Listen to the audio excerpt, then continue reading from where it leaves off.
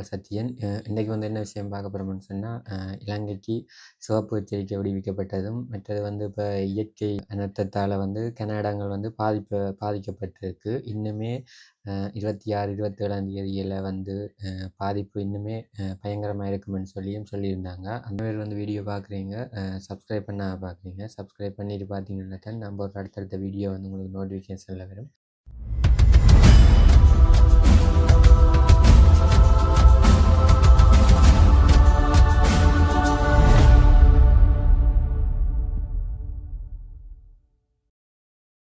அதில் வந்து பார்த்திங்கன்னா 16 குளங்கள் வந்து இப்போ பெருக்கெடுத்து வருவதாக வந்து நீர்ப்பாசன திணைக்களம் வந்து தெரிவிச்சிருக்கு. அது மட்டும் இல்லாமல் வந்து பார்த்திங்கன்னா 36 மணித்தியாலத்தில் வடக்கு மாகாணத்தில் திருவோணமலையின் சில இடங்களில் வந்து 150 மில்லிமீட்டர் மழை வீழ்ச்சி வந்து எதிர்பார்க்கப்பட்டிருக்கு.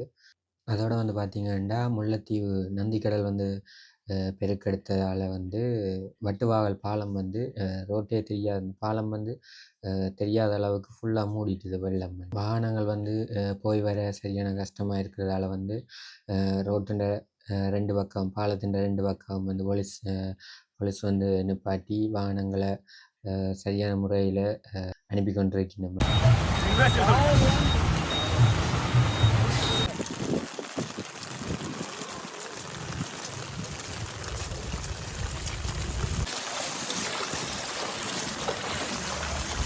அது இப்படிதான் செய்தாலும் நந்திக்கடலை பற்றி வைக்க கூட்டம்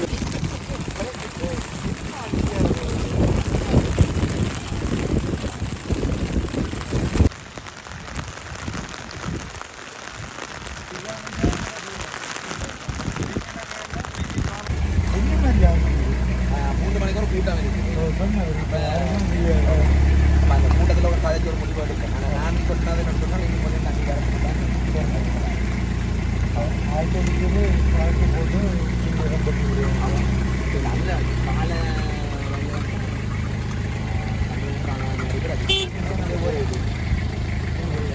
இதெல்லாம் போகுது. நீங்கள் மிரட்டே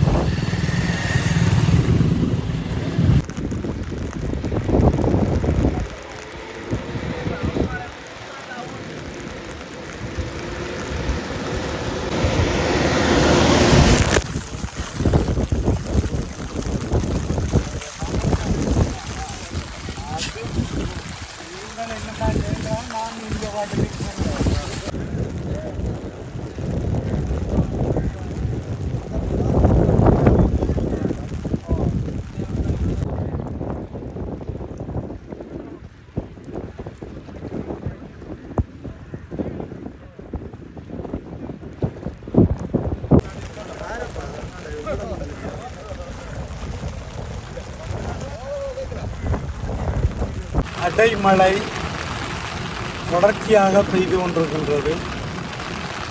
அந்த வகையில் மன்னார், வவுனியா, முல்லைத்தீவு மட்டுமல்ல, எங்கும் பாதிப்புகள் மிக அதிகம். இந்த நேரம் நந்திக்கடல் பாலத்தை மூடி இப்போது நாங்கள் வெள்ளத்துக்காக நிற்கிறோம். பாலத்தை மூடி வெள்ளமாக காட்சியளிக்கின்றது. இந்த நிலையில் போக்குவரத்துக்கு மக்கள் அவதிப்படுகின்றார்கள். நடந்து போகிற மக்கள் கூட அவதிப்படுகின்றார்கள். அப்படியே போக்குவரத்துகள் தடைப்படுமோ என்ற நிலையில் மக்களுடைய கருத்துக்கள் இங்கே சொல்லிக்கொண்டிருக்கின்றார்கள். மக்கள் தங்களுடைய அந்த பாதிப்புகளை சொல்லிக் கொண்டிருக்கின்றார்கள். இந்த நிலையில் மேலதிக அரசாங்க அதிபர் அவர்களோடும் கடல் தொழில் திணைக்கள பணிப்பாளர் அவர்களோடும் நான் தொடர்பு கொண்டு கதைத்தேன். இன்று பிற்பகல் 3 மணியளவில் மாவட்ட செயலகத்தில் ஒரு கூட்டம் கூடுவதாகவும் அந்த கூட்டம் கூடிய தாங்கள் இதே நிலைமையில் இருந்தால் இந்த தண்ணீர் பாய்வதற்குரிய மாதிரியான ஒழுங்கு, அதாவது இந்த நந்திக்கடல் மோத்துவாரத்தில் புத்திவிடப்படும் என்ற தகவலை அவர்கள் தெரிவித்தார்கள். அதுவரை நாங்கள் பார்த்து கொண்டிருப்போம். அது ஒரு பக்கம் இருக்கு. இந்த பாலமானது எத்தனையோ தடவை நாங்கள் சொல்லிவிட்டோம். இந்த வந்த அரசாங்கங்கள் இந்த பாலத்தை போட வேண்டும் என்ற நோக்கத்தோடு இருக்கவில்லை. தென்னிலங்கை பகுதியில் இப்படி ஒரு பாலம் இருந்தால் ஏற்கனவே போடப்பட்டிருக்கும். ஆனால் இது வடக்கு கிழக்கு. நான் ஏற்கனவே கூட சொல்லியிருந்தேன், இந்த பாலம் கூட எங்களுடைய தமிழர்களுடைய இடத்தில் இருப்பதால் இது கூட பாதிக்கப்படுகின்றது என்று. அப்படியான நிலைமை மாற வேண்டும். நிச்சயமாக இது சம்பந்தமாக நான் பாராளுமன்றத்தில் கதைப்பேன்.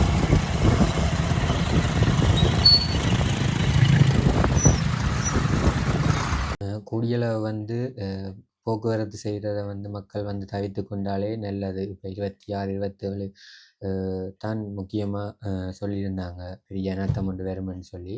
அது மட்டும் இல்லாமல் வந்து சில கடல் கரையில் வந்து நின்று பார்க்கல வழக்கத்துக்கு மாறாக அலைகள உயரம், நீர்மட்டங்கள் எல்லாம் அதிகரிச்சிருக்கிறத பார்க்கக்கூடிய மாதிரி இருந்தது. அதுகள வீடியோ வந்து நான் இதில் நினச்சிருக்கேன். நீங்கள் பார்த்தீங்கன்னா தெரியும். இல்லை